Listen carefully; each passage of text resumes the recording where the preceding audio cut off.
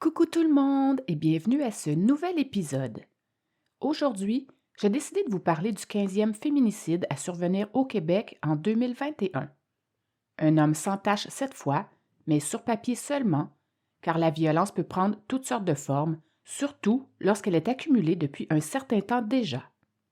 J'espère que vous aimerez. Mon nom est Nini la Terreur et je suis impatiente de vous raconter cette nouvelle histoire. Vous êtes prêts? C'est parti! Il était une fois l'histoire d'Andréane Ouellette. Le 27 septembre 2021, à Saint-Donat, dans les Laurentides, un appel est placé au 911 par Alexandre Boudreau-Chartrand. Cet homme de 35 ans, en couple depuis 10 ans avec Andréane Ouellette, la mère de leurs 5 enfants, va alors leur expliquer que sa conjointe venait de faire une surdose et serait tombée dans les escaliers. En fait, il leur suggérait plutôt que c'est ce qui était arrivé. Nuance. Voyons un peu le contexte. Cette journée-là, le couple avait un rendez-vous extrêmement important. Selon ce que racontera plus tard Alexandre, il aurait, une première fois, ramassé sa conjointe qui venait de tomber dans les escaliers. Il l'avait alors accompagnée au lit pour qu'elle se repose. Vu son état, il est donc parti seul à cette fameuse rencontre. À son retour, environ 1 heure plus tard, il va de nouveau trouver Andréane au pied de l'escalier. Elle se serait donc levée durant son absence et serait de nouveau tombée au même endroit que précédemment. Cette fois, en voyant la gravité de son état, il va alors immédiatement composer le service des urgences. Il va leur dire que, selon lui, sa conjointe aurait fait une overdose et serait tombée dans les escaliers. Mais pas que. Il leur dira aussi qu'elle était saoule bien raide et qu'elle avait aussi fait une tentative de suicide un mois auparavant. Beaucoup trop de détails. Mais avant de continuer, écoutons un extrait de l'appel que cet homme a passé au 911. Âme sensible, s'abstenir. 911 à moment, c'est pour quelle ville? Du Saint-Donat de Montcalm. Qu'est-ce qui se passe? Je pense que ma femme elle a fait un overdose et elle a déboulé les escaliers. Gardez la ligne, je vous mets en communication avec les services ambulanciers. Oui.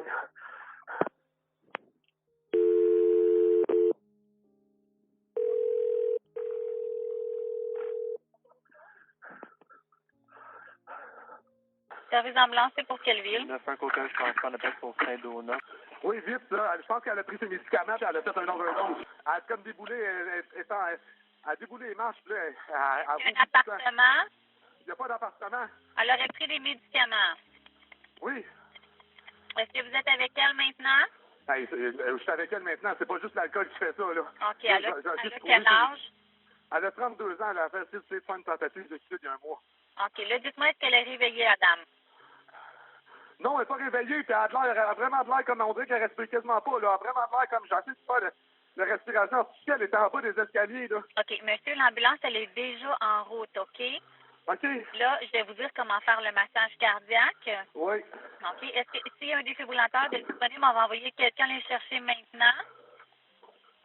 OK. J'ai pas personne, là. Vous êtes toute Là, seule? elle a vomi plein de sang. OK. Est-ce que vous êtes juste à côté d'elle? Oui. Parfait. Donc, ce que vous allez faire, vous allez la coucher. Elle avait vraiment magané, là. Écoutez- D'après moi, elle a déboulé les escaliers une coupe de shots, là. Écoutez-moi, OK? Je vais vous dire comment faire le massage cardiaque. Est-ce qu'elle est couchée par terre? Non, j'ai mis ça à la table. Elle est couchée sur le dos, sur la table? Oui. Est-ce que c'est possible de la mettre par terre? Oui, attends un peu. Tabarnak! Oh! Oh! Oh! C'est calique. Donc, Allô? est-ce qu'elle est par Oui. terre? Oui, les affaires, je l'ai échappé. C'est tout mouillé. Il n'y a pas de problème. Vous la couchez sur le dos par terre. Là, vous allez placer le talon de votre main sur l'os au milieu de la poitrine, juste entre les mamelons. Vous mettez votre autre main par-dessus. Oui. Vous allez pomper fortement et rapidement, au moins 2 fois par seconde et de 2 pouces de profondeur. Vous allez laisser la poitrine remonter complètement entre les pompages. Puis vous allez faire ça jusqu'à temps que l'aide puisse prendre la relève. Moi, je vais compter tout haut là, pour que vous aussi comptez tout haut pour qu'on puisse le compter ensemble. Hey, j'ai froid, là. C'est bizarre, là. Là, s'il y a quelque chose qui sort de sa bouche, on va la mettre sur le côté, on va nettoyer la bouche et le nez, puis après ça, on va la remettre sur le dos. Hey, vous voyez quelqu'un, man, est tout pété, là. De l'ambulance, mais ça, elle est en route. Est-ce qu'elle a quelque chose dans la bouche, oui ou non? Elle a une crampe en haut du menton, puis elle a la face toute poquée, là. OK, mais ça, là, pour l'instant, ne se préoccupez pas de la chute. Ce qu'on va faire, pour l'instant, c'est le massage cardiaque. Donc, si elle est sur le dos, vous allez commencer à pomper. Ça va être 1, 2, 3, 4. Après 7 minutes de massage cardiaque, dont je vous épargne l'écoute, voici la suite. 1, 2, 3, 4. 1, 2, 3, 4. Non, je sais pas. Elle est en bas des escaliers, la face toute pétée, puis d'après moi, elle a fait un overdose, là. Oui, tout c'est grave. Vous êtes avec qui, monsieur? Avec Laurent. Un policier. Donc, les policiers sont sur place? Un policier qui est là, qui a des qui voulait m'entendre. OK. Il faut que t'es sûr de ça qu'elle a pris quelque chose. D'après moi, c'est quelque chose, ça en parler. Puis les pilules étaient toutes barricadées, elle l'a fait un mois. Elle était rentrée en bas des escaliers, je salue. C'est fait entendre. Ah, dans ma fin, j'ai entendu débouler les escaliers une fois, là. Quand je suis arrivé, c'était dans la cage d'escalier en arrière. Je l'ai amené dans le lit. Moi, je pourrais pas du dehors, je l'ai amené là. Et là, ça vraiment parce que j'ai dit, quand même le coucher là. Ouais, le coucher là. Ouais. 45 secondes avant la reprise de la veille. Il est comme soufflé dans la bouche, avec comme vomi ça.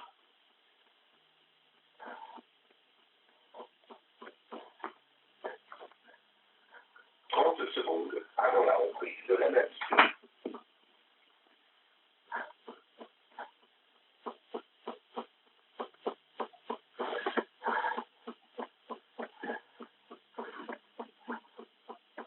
Secondes avant la reprise de la nation.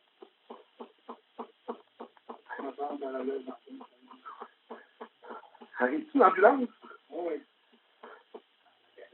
Le gouverneur, on voit des escaliers là? Non, en arrière. Donc, à la place, c'est la première de l'air. Des escaliers extérieurs? Oui. 15 secondes avant la reprise de la valise. En fait, elle était comme l'eau, là, un peu, là. On s'est fait la gueule des escaliers en bas. Peut-être aller coucher. Je ne sais pas pour vous, mais cet extrait m'a vraiment fait penser à l'appel au 911 qu'avait passé Paul Laplante lorsque sa femme s'était soi-disant perdue au centre commercial de Saint-Bruno, alors qu'en réalité, Diane Grégoire était plutôt morte ailleurs, de ses mains. Retrouver le coupable aura tout de même pris un bon 4 ans dans ce cas-ci. Tout ça pour dire que le mensonge n'est jamais une bonne solution, car selon moi, la vérité finit toujours par se savoir. Mais revenons à nos moutons. Lorsque les paramédics arriveront sur les lieux, il sera malheureusement trop tard. Andréane était en fait déjà morte. Oui, Alexandre Boudreau-Chartrand a bien dit que le corps de sa conjointe était froid et qu'elle vomissait du sang. Cependant, le corps d'Andréane était déjà si rigide quand les ambulanciers sont arrivés qu'ils n'ont pas été capables de l'intuber car ils étaient alors dans l'impossibilité de lui ouvrir la mâchoire. En vrai, Andréane était déjà décédée depuis un certain temps. Il faut savoir qu'un corps demeure tout de même chaud pendant une certaine période après la mort, selon, entre autres, les conditions environnementales et la température du corps au moment du décès. Du coup, vu ce constat, le récit de cet homme devenait donc improbable et invraisemblable. Selon un des policiers s'occupant de ce dossier, Andréane Ouellette avait alors subi des blessures si graves que son visage n'était plus du tout reconnaissable. Les circonstances de sa mort demeuraient toutefois encore floues à ce moment-ci de l'histoire. Une enquête pour homicide sera rapidement ouverte et confiée au service des enquêtes sur les crimes contre la personne et des techniciens en identité judiciaire viendront également expertiser la scène de crime.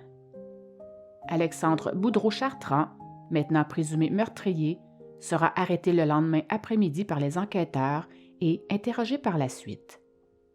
Ce maudit bon gars sera donc éventuellement accusé du meurtre de sa conjointe.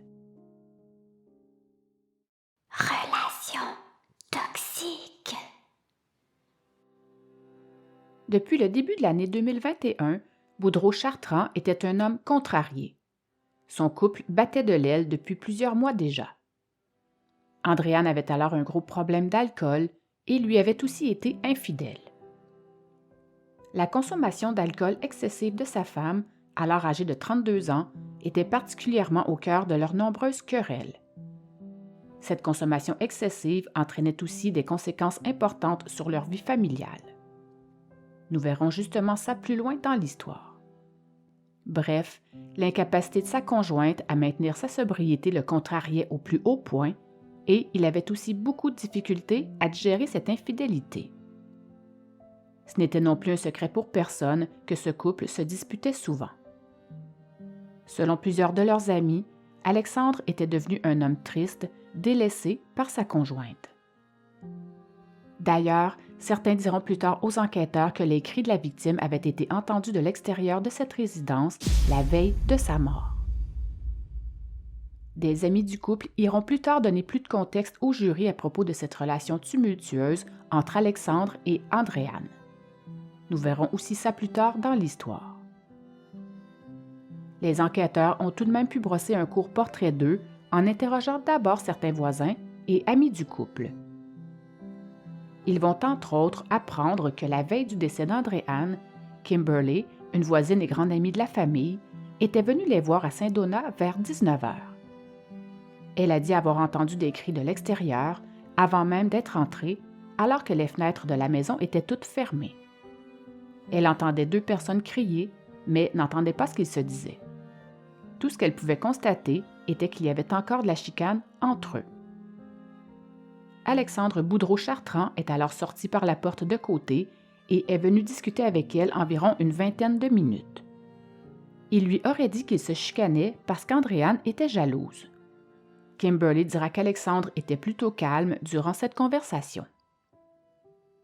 Ce n'était évidemment pas la première fois qu'elle les entendait se disputer. Elle dira d'ailleurs que la cause de leurs si nombreuses engueulades était presque toujours due à la consommation d'alcool d'Andréane.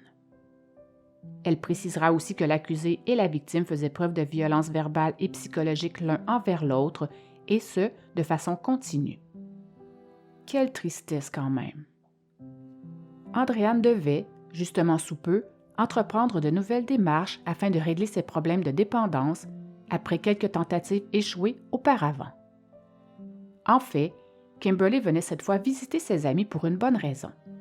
Elle avait les enfants du couple au bout du fil et elle voulait qu'ils remettent son téléphone à Andréane pour qu'elle puisse leur parler quelques minutes. Il faut aussi savoir qu'au moment du drame, et par chance, leurs 5 enfants n'étaient pas présents. En réalité, ce couple qui se déchirait constamment s'était vu retirer temporairement la garde de tous leurs enfants, justement parce qu'ils s'engueulaient un peu trop souvent. Je ne savais pas trop si je devais ou pouvais vous en glisser un mot, car une ordonnance de non-publication empêchait alors les médias d'en parler, mais comme j'ai trouvé cette info plutôt facilement via Google, je me permets donc de vous en parler. En fait, ce fameux rendez-vous dont était convié le couple était dans le but de rencontrer une intervenante de la Direction de la protection de la jeunesse. Cette rencontre avait surtout pour but de faire un suivi concernant le possible retour des enfants à la maison. Comme l'accusé se présentait seul à cet entretien, l'intervenante qu'il rencontrait a voulu connaître la raison de l'absence de sa conjointe. Il va lui dire qu'elle était absente parce qu'elle dormait, qu'elle avait consommé de l'alcool durant la fin de semaine, qu'il y avait eu des conflits entre eux et qu'il avait appris qu'elle lui avait aussi été infidèle lors de son dernier séjour en maison d'hébergement. Vraiment pas certaine que ça va l'aider à avoir la garde de ses enfants. Selon cette professionnelle, l'accusé était aussi arrivé en avance à cette rencontre prévue à 13h30, alors que ce n'était pas dans ses habitudes. Évidemment, cette agente de relations humaines ne pouvait pas se douter une seule seconde qu'Andréane était en fait déjà décédée à la suite des blessures que lui avait infligées son conjoint. Les enquêteurs vont également apprendre qu'en mai 2021, Andréane se serait coupée à la main en donnant un coup dans la vitre d'une armoire lors d'une autre de leurs querelles, alors qu'elle était en état d'ébriété avancé. En vrai, Alexandre a voulu, à ce moment-là, appeler les secours, mais sa conjointe refusait. Il avait plutôt appelé Kimberly pour qu'elle puisse venir l'aider à la convaincre de s'y rendre. Par chance, ce stratagème avait alors fonctionné. Une autre personne proche du couple aurait aussi raconté que l'accusé lui aurait déjà confié, quelques semaines avant le meurtre, qu'Andréane envisageait de le quitter et qu'il était triste et en colère en même temps de cette situation. Encore une fois, Boudreau-Chartrand n'était pas agressif durant cet entretien. Cet ami aurait aussi affirmé que, la veille seulement de la mort d'Andréane, l'accusé serait venu le voir de nouveau. Il dira que son ami avait alors consommé 2 bières ainsi que 2 shots de tequila. Alexandre Boudreau-Chartrand sera maintenant enfermé en cellule jusqu'à son procès, où il sera, et souhaitons-le, accusé du meurtre au second degré de sa conjointe. Procès. 3 ans plus tard, ce sera au palais de justice de Joliette que cet homme de maintenant 38 ans fera face au chef d'accusation qui pesait contre lui. 16 témoins seront appelés à témoigner, dont plusieurs experts, policiers et ambulanciers. Il y aura également la présence d'une toxicologue qui viendra détailler au jury les effets des substances retrouvées dans le corps d'Andréane, mais aussi de l'absence de celle-ci. Je n'en dirai pas plus pour l'instant. Dans la déclaration d'ouverture que fera la procureure de la Couronne au début de ce procès, et malgré les circonstances plutôt floues de ce drame, elle brossera tout de même le portrait d'un couple en difficulté dans les mois ayant précédé la mort d'Andréane Ouellette. Toujours selon la Couronne, l'accusé avait beaucoup de mal à digérer l'infidélité de sa conjointe et était contrarié face à l'incapacité de cette dernière de maintenir sa sobriété. Comme je l'ai mentionné tantôt, Boudreau-Chartrand et sa conjointe devaient se rendre à un rendez-vous crucial le 27 septembre 2021. Cependant, ce jour-là, comme on le sait aussi maintenant, l'accusé s'y est présenté seul. Où était Andréane? Pourquoi ne s'est-elle pas présentée avec son conjoint comme convenu à ce fameux rendez-vous? Des questions que tout le monde se pose encore. Mais ils se demandent tous aussi comment est exactement morte Andréane ce jour-là. Toutefois, une chose est sûre. Boudreau-Chartrand avait du sang sur les mains lorsque les secours sont arrivés. Comment Andréane Ouellette s'est-elle blessée? C'est la question qui était au cœur de ce procès et c'est ce que la spécialiste en biologie judiciaire et en analyse de taches et de projections de sang essaiera maintenant d'expliquer au jury. C'est la question qui était au cœur de ce procès et c'est ce que la spécialiste en biologie judiciaire et en analyse de taches et de projections de sang essaiera maintenant d'expliquer au jury. Tache de sang. Un banc d'entraînement et 3 chaises disparates dans un coin. Un chiffon imbibé de sang et une mèche de cheveux traînant sur le plancher, mais aussi des dizaines de fines gouttelettes de sang éparpillées au bas d'un mur, sur des pattes de chaise et au sol. Tout ce sang appartient bel et bien à Andréane. La spécialiste précisera qu'il ne s'agissait pas de sang qui avait simplement coulé de son nez ou qui provenait d'une blessure découlant d'une chute dans un escalier. Pour elle, il s'agissait plutôt d'impact sur une personne ou quelque chose en position basse qui aurait par la suite créé cette constellation de très fines gouttes de sang. Mais c'est loin d'être tout. Selon ces éléments de preuve, la spécialiste et son équipe auraient aussi trouvé des traces de sang dans un véhicule, sur des vêtements, des draps et des serviettes, sur plusieurs murs et planchers de la résidence, dans les marches extérieures, dans une douche et dans un lavabo. Des mèches de cheveux avaient aussi été retrouvées à certains endroits, mais ce sont surtout les traces de sang qu'ils trouveront sur 2 bermudas encore mouillés dans la laveuse, d'où se dégageait toujours une forte odeur d'eau de javel qui était plus que louche pour eux. Cette découverte était pour la Couronne une preuve incriminante très importante. Cette brassée de lavage à l'eau de javel aurait été effectuée dans les heures précédant l'arrivée des policiers. Donc, avant son rendez-vous important? L'histoire ne le dit pas, mais on peut facilement y croire. Dans cette brassée se trouvaient alors 2 bermudas, dont un taché de sang. Un technicien en scène de crime dira que le short qu'il venait de trouver était encore humide et qu'une odeur de détergent javelisant s'y trouvait toujours dessus. D'autres items attireront aussi l'attention des différents experts qui visiteront cette scène de crime, comme notamment la saisie d'une tête d'oreiller qui renfermait un sac de pois dans le congélateur et une serviette rose qui reposait dans le panier à linge sale. Tout comme pour le bermuda retrouvé, elles étaient aussi imbibée de sang. Un des enquêteurs avancera même que l'accusé aurait tenté de transporter la victime dans un véhicule garé devant la maison.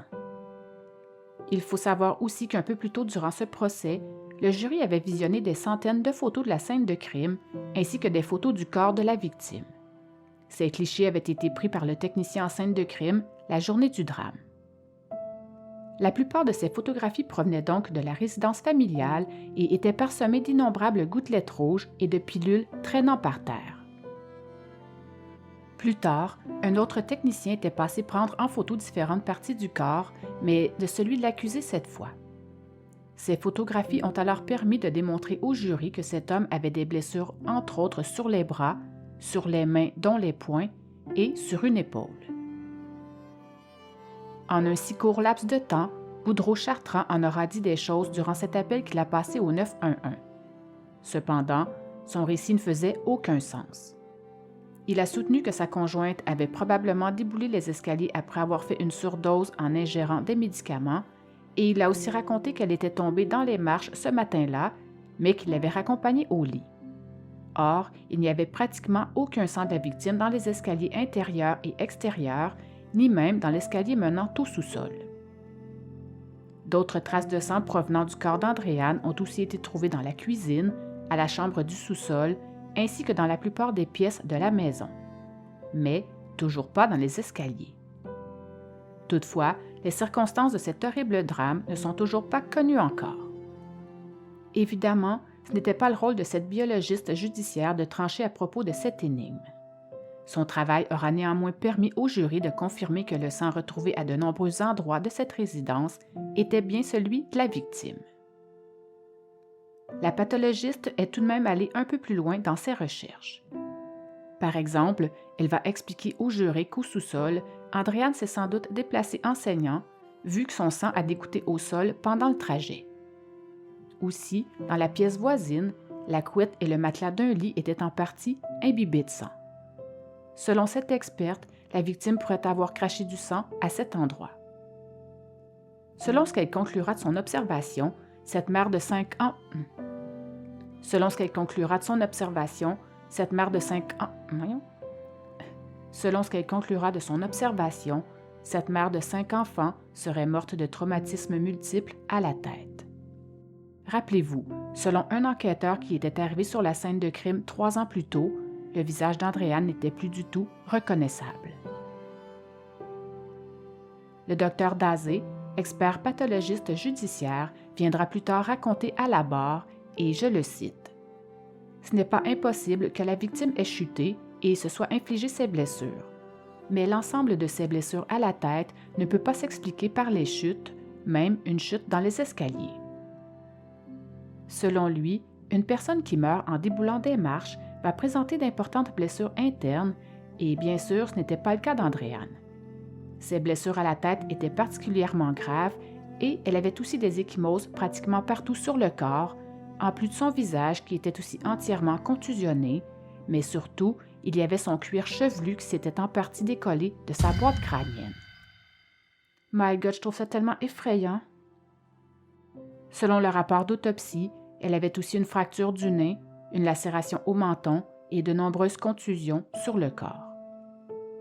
En résumé, les coups violents et répétés qu'elle a reçus ont alors causé une hémorragie cérébrale et le décollement des membranes du cerveau. Un élément crucial dans ce procès, toujours selon cet expert, parce qu'une blessure pareille ne peut pas être causée par une simple chute, mais plutôt par de multiples coups infligés de façon répétée. Pour lui, cette mort résulte de nombreux impacts. On parle en fait ici de plusieurs impacts qui faisaient le tour de la tête de la victime. Il n'y avait pas une zone de sa tête qui avait été épargnée. En allant un peu plus loin dans leur déduction, les différents spécialistes vont penser que la victime aurait donc été frappée par une partie du corps d'une autre personne, soit un poing ou un pied par exemple. Ce docteur ne pouvait toutefois pas exclure complètement l'utilisation d'un objet. Ils se pencheront également tous sur l'hypothèse qu'Andréane aurait peut-être pu se faire ses blessures elle-même, mais concluront assez rapidement que ce n'était pas possible.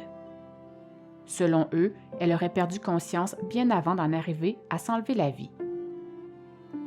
Dr. Dazé terminera son rapport d'expertise en notant que, bien qu'aucune fracture du crâne ne soit associée à ces blessures à la tête, leur importance et l'hémorragie interne qui y est associée suffisaient à expliquer ce décès. La mort d'Andréane Ouellette est donc, selon lui, attribuable à un traumatisme contondant à la tête, car les blessures qu'elle a reçues résultent d'un violent traumatisme et le décollement des tissus a été causé par les multiples impacts qu'elle a alors reçus. On se rend donc assez vite compte qu'Andréane n'est pas tout à fait juste tombée dans un escalier, mais a plutôt été frappée à de nombreuses reprises au visage. Des impacts répétés qui l'ont malheureusement menée directement à la mort. Les ambulanciers. Il est important de savoir que, lors de l'enquête préliminaire qu'il y a eu à la suite de ce drame, les déclarations de certains des premiers répondants avaient alors permis aux enquêteurs d'en apprendre davantage sur la version mensongère d'Alexandre Boudreau-Chartrand. Effectivement, lors de leur passage à la résidence du couple, Boudreau-Chartrand aurait dit à un des ambulanciers avoir retrouvé sa conjointe couchée dehors, en avant, dans le gazon. What the fuck? Puis de l'avoir ensuite transportée jusque dans la cuisine, probablement pour la déposer sur la table comme il l'avait dit lors de son appel au 911. Mais ce n'est pas tout. Il a aussi dit à un autre ambulancier s'être chicané avec Andréane ce matin-là. Il lui aurait même précisé qu'il avait commencé à l'entendre frapper, brasser en bas et faire du bruit, et qu'il l'avait aussi entendu crier un coup, puis plus rien. Il n'oubliera pas non plus de lui préciser qu'elle était saoule.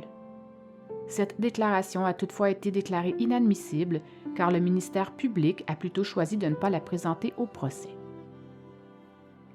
Un troisième ambulancier va indiquer que, pour sa part, cet accusé beaucoup trop bavard lui avait aussi dit avoir entendu ce matin-là des beding-bedang ainsi qu'un cri venant de l'étage du dessous, alors que lui se trouvait à celui du haut. Néanmoins, il ne descendra pas voir ce qui arrivait alors à sa conjointe. Malheureusement pour les proches de la famille et les 5 enfants du couple, on ne saura probablement jamais la vérité sur ce qui s'est réellement passé ce jour-là. La défense va annoncer que leur client ne témoignera pas pour se défendre d'avoir tué sa copine et ne présentera non plus aucune preuve. En fait, un accusé n'est jamais tenu de témoigner puisqu'il n'a rien à prouver. Comme il est innocent jusqu'à preuve du contraire, ce n'est pas à lui de prouver son innocence. C'est plutôt au ministère public de faire la preuve, hors de tout doute raisonnable, de la culpabilité de l'accusé en question. C'est lui qui a le fardeau de la preuve. En résumé, l'accusé peut se défendre, présenter des preuves de son innocence, mais il n'est généralement pas obligé de le faire. Voyons d'ailleurs maintenant les arguments des avocats.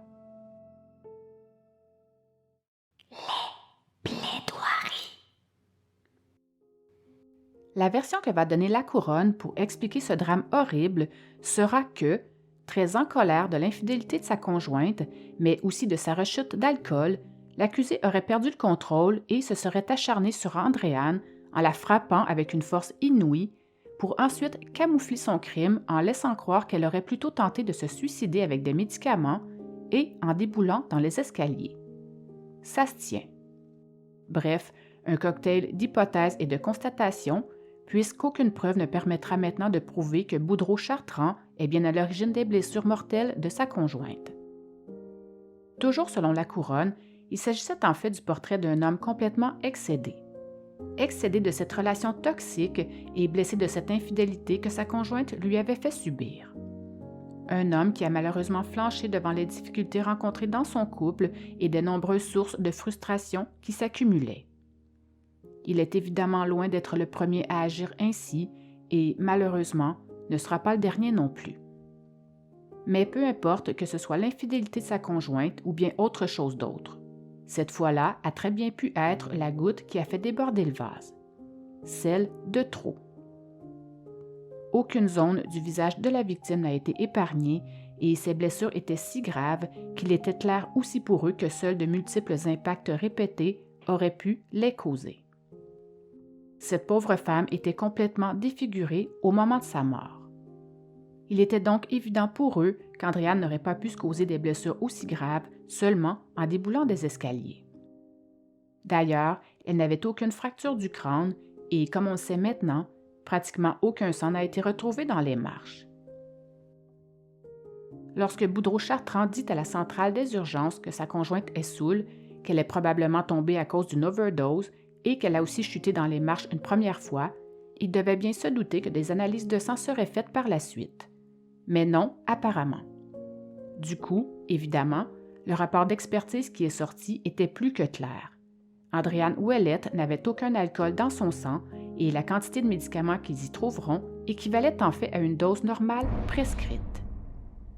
Elle n'avait donc pas ingéré une quantité importante de médicaments cette journée-là, même si des dizaines de pilules étaient éparpillées au sol à l'arrivée des secouristes. Si on se demandait ce qu'il en était des autres déductions que Boudreau-Chartrand avait faites à la répartitrice du 911, telles que l'overdose de pilules, l'alcool et les chutes dans l'escalier, cette conclusion du rapport d'autopsie venait maintenant carrément contredire ses dires. Pourtant, cet accusé a tout de même insisté sans arrêt dans son appel d'urgence, en plus de spéculer qu'elle aurait aussi pu faire une tentative de suicide et en plus de papoter de tout ça avec plusieurs ambulanciers alors que ce n'était clairement pas le bon moment. Il essayait en fait de convaincre tout le monde que c'était bien ce qui était arrivé, alors que pas du tout et même pas proche. Misère. Lors de sa plaidoirie, l'avocate de la défense va, de son côté, évidemment inviter le jury à faire bénéficier l'accusé du doute raisonnable, car selon elle, il est impossible avec la preuve qu'ils ont en main de reconstituer ce qui s'est exactement passé. À leurs yeux, le flou persiste même dans la preuve. Dans son plaidoyer, Maître Pinsonneau demandera « Comment Andréane Ouellette est-elle morte? Est-ce un coup? Une chute? On ne sait pas. » Elle concède que la victime n'est pas tombée toute seule et dira aussi qu'on ignorait combien de coups l'accusé avait pu donner, s'il en a donné. Elle continuera en disant, et je la cite, « On essaie de dire qu'il est le meurtrier, mais on ne sait pas ce qu'il a fait exactement. Prouvez-le. » Elle dira aussi, « On n'est pas devant quelqu'un qui poignarde avec sang-froid. Ce sont des coups à la tête. Il y aurait beaucoup d'intentions de tuer sur la planète si on se basait là-dessus. » Pour résumer, vers minuit, une voisine entend Andréane crier. Le lendemain, aux alentours de 13h quelque, Alexandre Boudreau-Chartrand se présente à un rendez-vous extrêmement important pour le couple, sans sa conjointe. Bien sûr, l'absence d'Andréane avait été remarquée par les personnes présentes à ce rendez-vous. L'accusé leur avait alors justifié son absence par le fait qu'elle était en état d'ébriété et qu'elle était restée à la maison pour dormir. 1 heure après ce rendez-vous, il repart chez lui. Un trajet assez court car il habite tout près.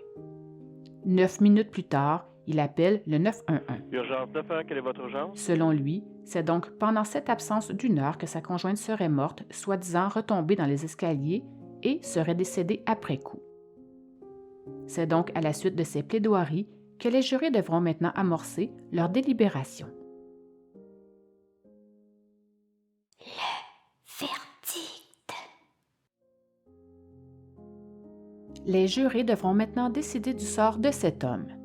Cependant, ils ne savent pas que, lorsque Boudreau-Chartrand a passé ce fameux appel au 911, il avait alors raconté au premier répondant s'être pogné et chicané avec sa conjointe le matin même de sa mort, ni la réaction de cet accusé lorsque les premiers répondants lui ont annoncé que sa conjointe était décédée. En fait, en entendant ça, Boudreau-Chartrand leur avait alors répondu innocemment « Hein? Comment ça? » Ces bizarres paroles n'ont pas non plus été présentées en preuve pendant le procès. C'est donc sans connaître ce léger détail que le jury a commencé à délibérer. Cependant, dès le début de leur séquestration, ils feront la demande de réécouter 2 témoignages clés du procès. Ils voulaient tous réentendre celui d'une professionnelle dont on ne peut révéler l'identité. En fait, il s'agissait d'une intervenante de la DPJ, comme on le sait maintenant, ainsi que celui d'une amie proche du couple. Ce sera finalement après 3 jours de délibération que le jury tranchera. Alexandre Boudreau-Chartrand sera reconnu coupable du meurtre au second degré d'Andréane Ouellette, sa conjointe et mère de leurs 5 enfants. Pendant les plaidoiries, La défense avait pourtant bien fait valoir que la preuve n'était pas assez forte et qu'on ignorait presque tout de ce qui s'était réellement passé. Mais, clairement, le jury a plutôt conclu que la preuve était au contraire convaincante, à savoir qu'Alexandre Boudreau-Chartrand avait eu l'intention de tuer sa femme ou qu'il avait eu l'intention de lui causer des blessures, sachant très bien qu'elle pourrait entraîner sa mort. Une chose est certaine, ce sera à la suite de ce verdict que ce tueur sera nécessairement condamné à la prison à vie. Il restera maintenant à déterminer sa période d'admissibilité à une libération conditionnelle qui se situera entre 10 et 25 ans. Le jury suggérera au magistrat de lui imposer une période de 13 ans. La couronne va en réclamer 15 contre 11 pour la défense. Boudreau-Chartrand était avant tout un homme jaloux qui reprochait à sa conjointe son alcoolisme et ses tromperies. Une relation toxique malgré l'absence de violence conjugale, dont il n'a d'ailleurs aucunement été question durant ce procès. Étrangement, cet homme n'avait aucun casier judiciaire.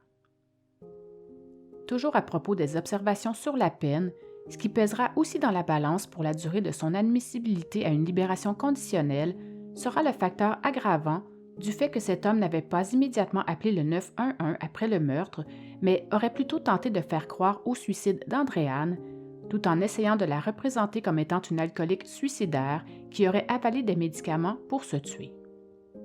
La défense va tout de même insister sur le fait que son client n'aurait pas donné de coup à sa conjointe avant le meurtre. Elle dira aussi que cette femme toute menue aurait elle aussi eu des comportements violents à l'égard de son conjoint. Elle dira d'ailleurs: la violence verbale était de part et d'autre. C'est ça le point important. Elle ira même jusqu'à dire qu'il s'agissait en fait d'un acte isolé. Cette même défense soutiendra aussi que les risques de récidive de monsieur étaient nuls et que ses chances de réhabilitation étaient importantes.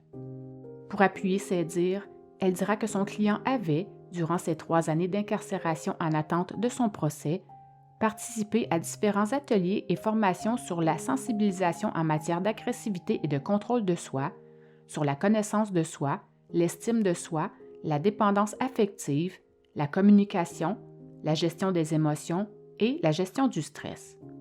Intense quand même. Un oncle de ce meurtrier viendra expliquer que son neveu avait toujours disposé du soutien de sa famille immédiate, dont ses parents, et qu'éventuellement, lors d'une remise en liberté, il pourrait bénéficier du même réseau. Regret. Je me sens vraiment mal. Voilà ce qu'Alexandre Boudreau-Chartrand dira avec nonchalance en s'adressant brièvement à la cour. Il dira aussi: il n'y a pas de mots pour exprimer comment je suis désolé de ce qui est arrivé à Andréane. Je me sens vraiment mal. Je l'aimais. Je n'ai jamais voulu qu'elle meure. Je comprends pas ce qui est arrivé. Je suis désolé, c'est horrible. Effectivement, c'est horrible. Sans doute des paroles en l'air, car la preuve est pourtant claire. Cet homme s'est quand même acharné sur sa conjointe au point de la tuer. Il ne s'agissait pas d'un seul coup de poing mortel. Les blessures qu'elle avait au visage étaient si graves que seuls des impacts répétés et d'une grande violence ont alors pu les causer.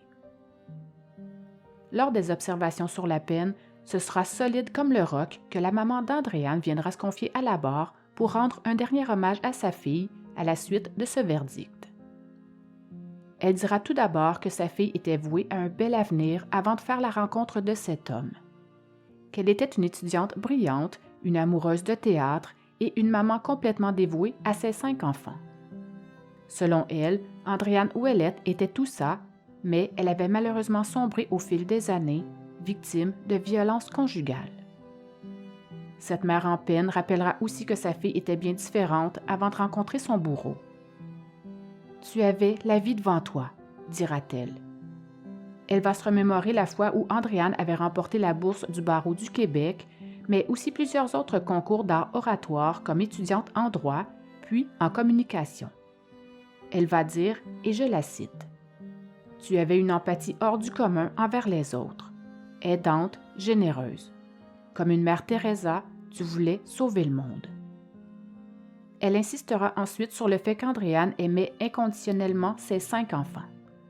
Elle dira d'ailleurs qu'ils étaient tout pour elle, et je la cite encore une fois: Malheureusement, ta tâche est devenue bien lourde. Tu t'es laissé prendre dans un filet dont tu n'as pas pu te défaire. Tu souffrais seul, en silence.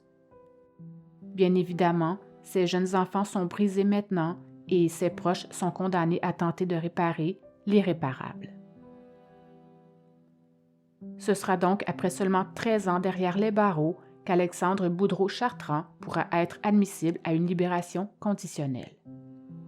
Le juge a donc rejeté les suggestions de la défense et de la couronne, décidant plutôt de suivre la recommandation unanime des jurés, qu'il soulignera d'ailleurs empreinte de sagesse.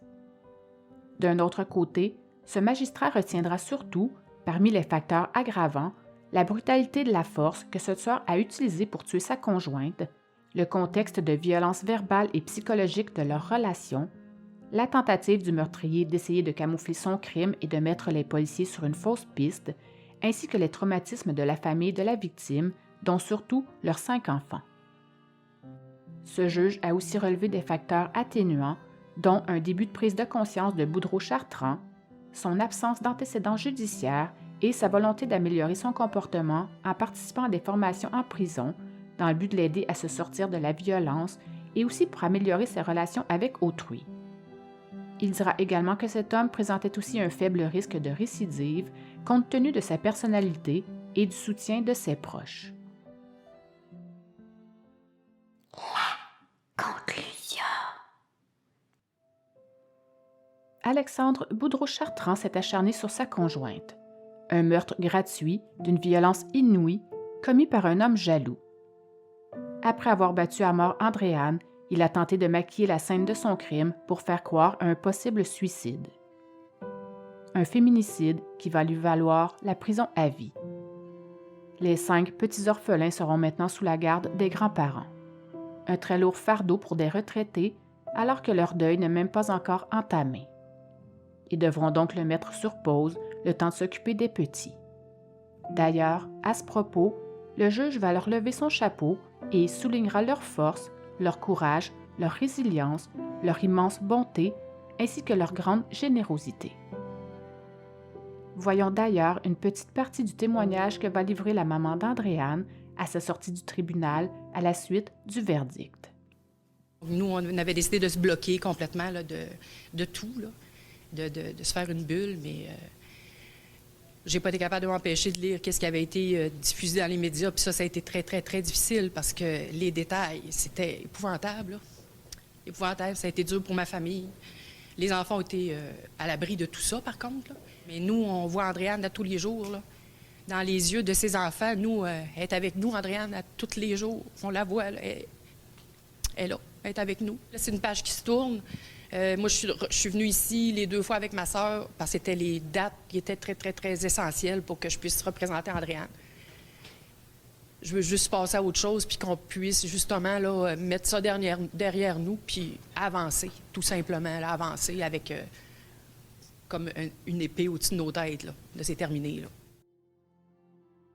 La maman d'Andréane souhaite maintenant qu'on se rappelle sa fille comme d'une personne enjouée et intelligente qui aimait ses enfants plus que tout. L'accusé fait maintenant appel du verdict. Donc, histoire à suivre. Voilà! J'espère que cet épisode vous a plu. Si vous aimez le genre d'histoire que je vous raconte, n'hésitez surtout pas à aller me mettre 5 étoiles et à parler de mon podcast. Cela me ferait non seulement très plaisir, mais ça m'aiderait aussi grandement à me faire connaître davantage. Vous pouvez aller dormir maintenant, mais si j'étais vous, je jetterais quand même un œil sous le lit et je crois que j'éviterais maintenant les escaliers avant d'aller au lit. On ne sait jamais. OK, bye!